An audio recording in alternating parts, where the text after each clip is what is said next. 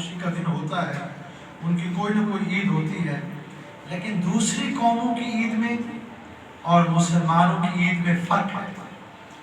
دوسری قوموں کی جو عیدیں شروع ہوتی ہیں ان کی اپنی اپنی رسومات سے شروع ہوتی ہیں، لیکن مسلمانوں کی عید اللہ اکبر، اللہ اکبر، لا الہ الا اللہ واللہ اکبر، اللہ اکبر وللہ الحمد۔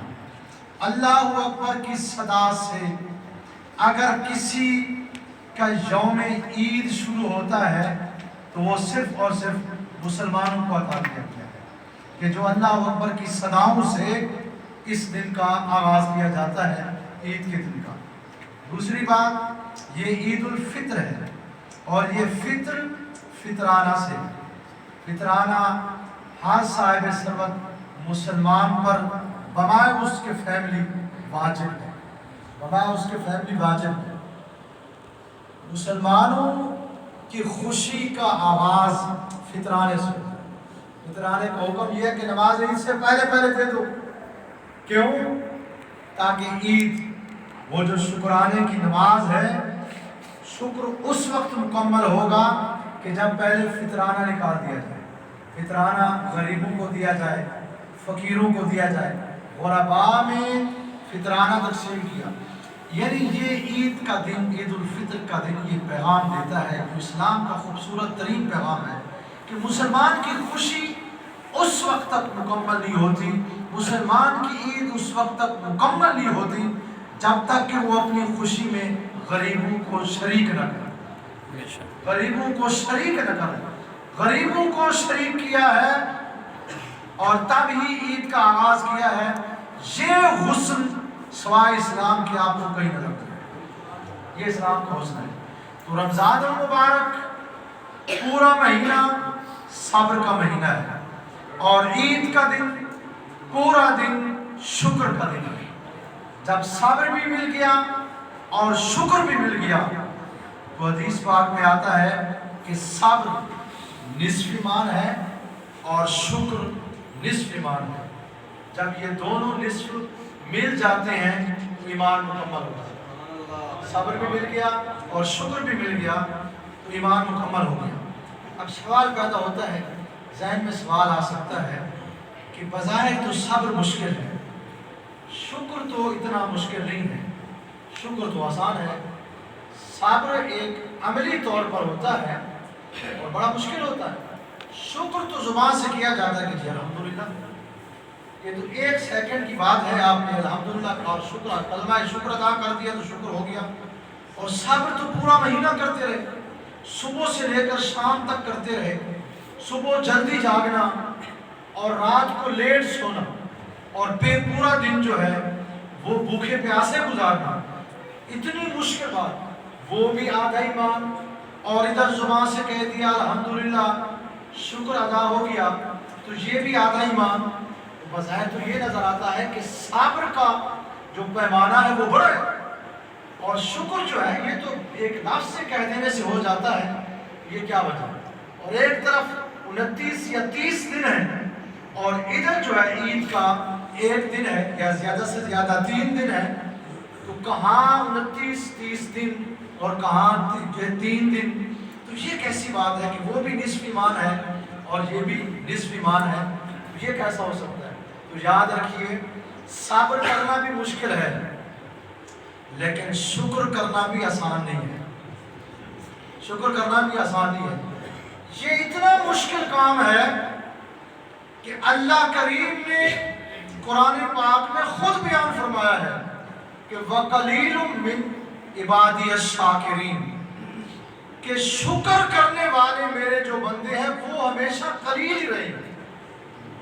یہ نہیں کہا کہ صبر کرنے والے کون ہیں، لیکن صبر تو اس بندے کو خواہ کرنا ہی پڑتا ہے جس کے اوپر تکلیف ہے، جس کو تکلیف گزر رہی ہے اس کو صبر بعض دفعہ کرنا ہی پڑ جاتا ہے، لیکن شکر کے لیے اہتمام کرنا پڑتا ہے کہ وہ زبان سے ادا کریں کہ یہ کلمہ شکر ادا کریں۔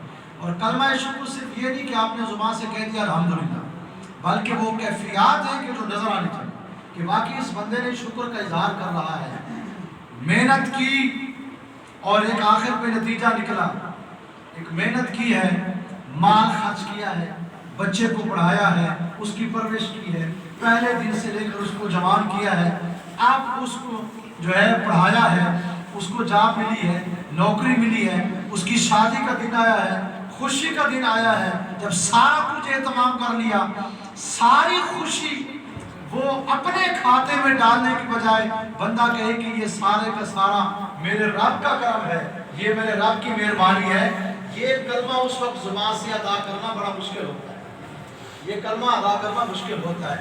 اس لیے فرمایا کہ وَقَلِيلٌ مِّنْ عِبَادِيَ الشَّكُورُ، جس طرح صبر مشکل ہے اسی طرح شکر بھی مشکل ہے، یہ دونوں مل جائیں اس وقت حضور نے فرمایا کہ ایمان مکمل ہو جاتا ہے۔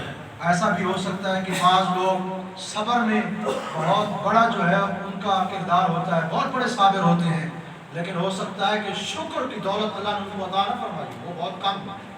اور بعض ایسا بھی ہوتا ہے کہ شکر اللہ نے ان کو بہت عطا فرمایا ہو لیکن صبر بالکل کم ہو۔